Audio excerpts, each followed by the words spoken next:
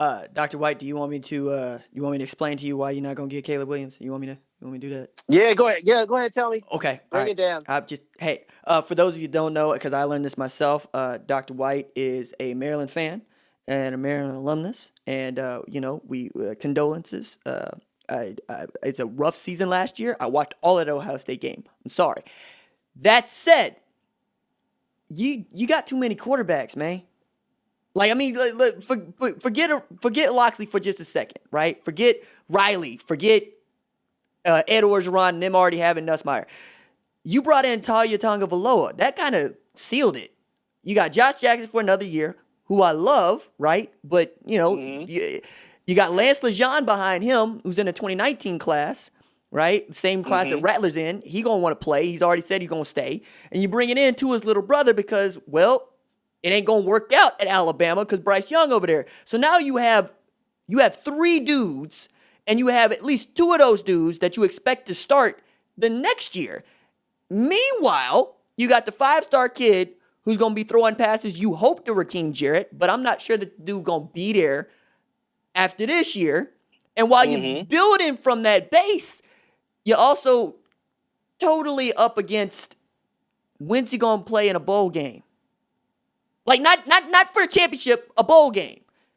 It just, I did not think Rakeem Jarrett was going to end up in Maryland, but y'all also didn't have like a million wide receivers. We're actually the only program in the last, I don't know, however many years to put like three, like we've had this ridiculous run of really good wide receivers in the last decade or so. Torrey Smith, Stephon Diggs, Darius Haywood-Bay was a first-round pick. DJ Moore. So it's actually pretty easy to sell, even at Maryland with terrible quarterback play for a decade. Just think about that. I think that's what makes it even more impressive.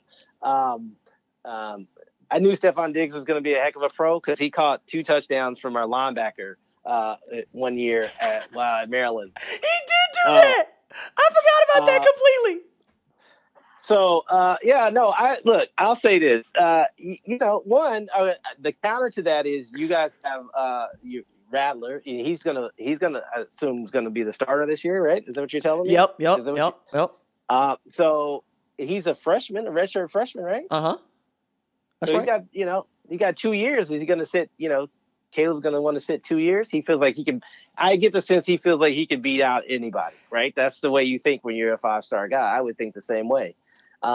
So that's one. So okay. I don't think the number of quarterbacks actually matters that much. Okay. And it's Oklahoma. You guys are always going to stay with like a gang of quarterbacks. The other thing is, and this is the only variable that we have no other. We can't say anything. I can't say anything about bowl appearances or any of that good stuff because you're absolutely right.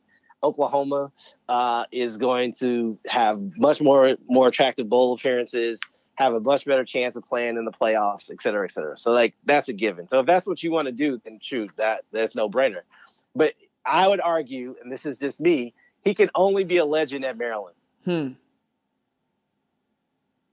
if that matters to you, like, there's something to be said, like, Stephon Diggs is a legend, right? And in a way that, like, it's hard to explain to Maryland, like, unless you're a Maryland fan, because like we've not been very good, right? And he is one of these guys who's a local kid who gets to be, to have this fantastic, NFL career. And I wish him the best in Buffalo to continue and make all this money and be all pro and all these things. But like you can do that, when you do that for your hometown, that's something to be said about that. And like college football still at its core is something about that. Right. And I think of it as a Kentucky fan. Like, let me just end it here. As a Kentucky fan, right? Like, as someone who works at the University of Kentucky and grew up in Lexington, like we've had all these great players, John Wall, all these guys. They're superstars. They come back, but none of them can be Rex Chapman. Yep. You understand? Like that. Like that's and Rex is he's the home state kid made good.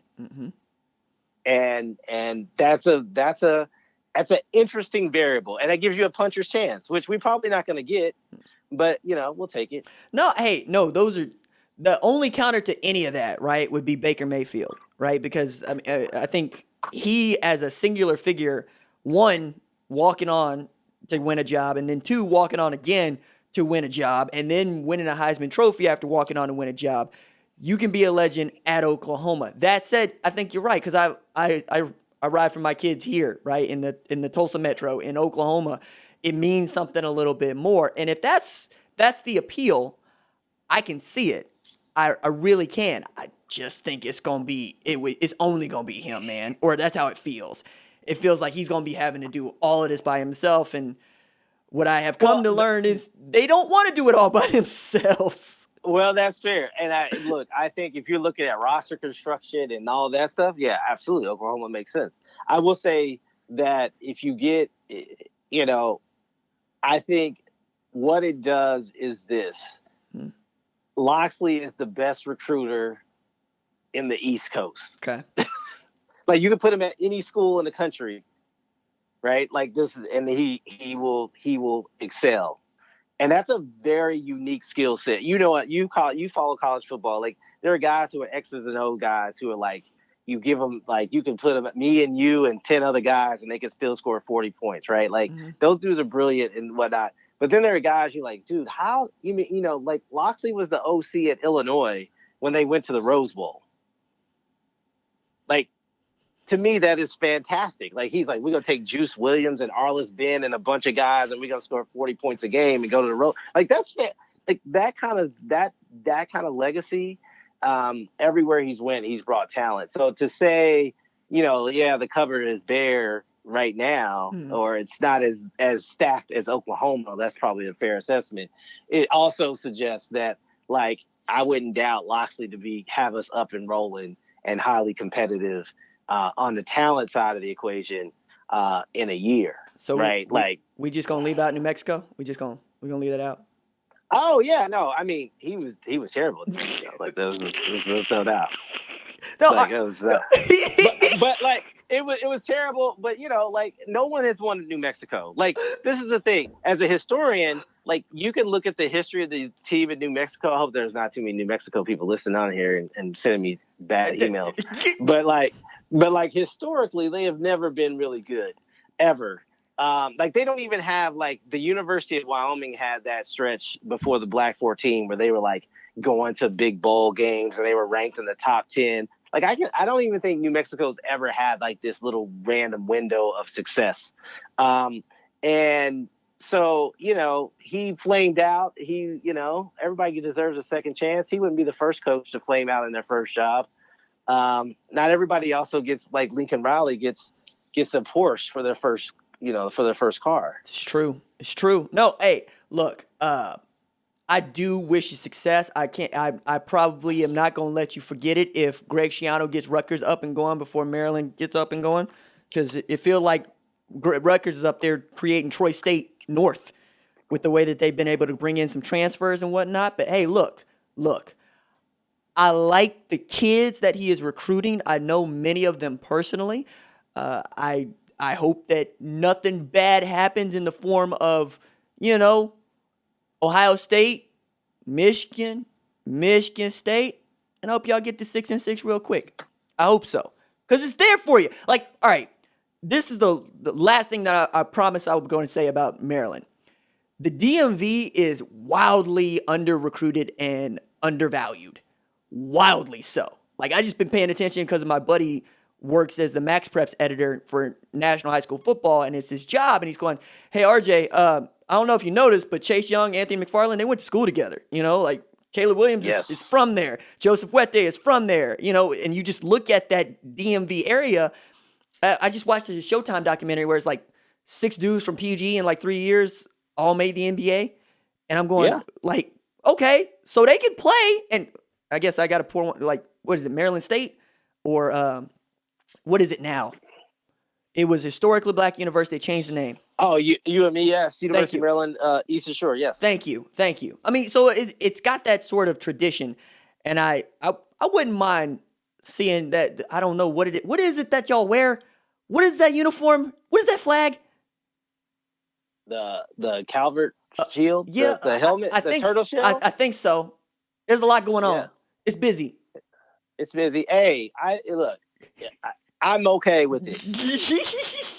Okay. I'm a fan. Like I root hard. Right. I tell people all the time. I tell my students, like, I went to Maryland. I played soccer for 2 years. I lettered at Maryland. I watched a lot of bad football games. I'm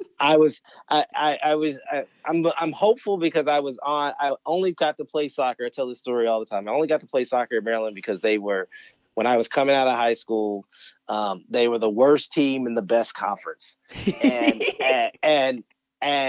they had gotten a new coach who's now a Hall of Fame college soccer coach, and he was like, I need players, and I've never really seen you play, but I'll take a chance. You got good grades, come on, and I went and I got an opportunity to play for a couple of years.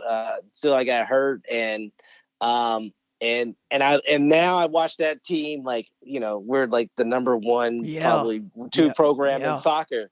And part of like what he did initially was he recruited locally, and he bought in, and he's been there 25 years. And so I think that we just have not had that kind of stability in a sport where in the last 25 years, the growth in money spent on all the extra stuff has grown leaps and bounds, right? Practice facilities, locker rooms, water slide. I don't know what they're spending it on now. Like, it's just, and so that stuff is attractive, right? I did my PhD work at Ohio State, man. And we're in a conference where Ohio State has the most money and the most rings and the most Heisman trophies and all those stuff. And it's allure. It's alluring. And I'm not mad at that. They got 110,000 people show up every week, whether they're playing Akron or Michigan. And that's a fevered pitch. I always like to say that Maryland gives you the best. If you believe in the message or the rhetoric of college athletics about being student athletes, Maryland is one of those handful of institutions that give you a really good opportunity to do both, in part because, it's the DC metro area. It really does give you a chance to get a foothold in both professional sports if you're lucky enough to do it. And if you're not, you can really do a lot of other things. No, there's no shade on Norman, Oklahoma or anything like that. Hey, we used to it. We used to it. We used to it. We fought everybody after a Dust Bowl. It's fine. 47 straight. It's all right. It's cool. Dr. White, Dr. Derek E. White, full professor at the University of Kentucky, professor of history and African American studies. Look, I did not expect this to be as much fun as it has been, and I expected it to go as half as long as it has gone. So I can't thank you enough for this. I really can't. Buy the book. It's Blood, Sweat, and Tears. It's about Jake Gaither and the FAMU Rattlers and, well, what is probably the best black college football team of all time. Thank you, Dr. White. I appreciate you. Yeah, thank you for having me, brother. You can hear the full conversation between myself and Dr. Derek E. White at the RJ Young podcast. There's a link in the description below. Please rate it, review it, download it as often as you possibly can. Send it to a friend or an enemy.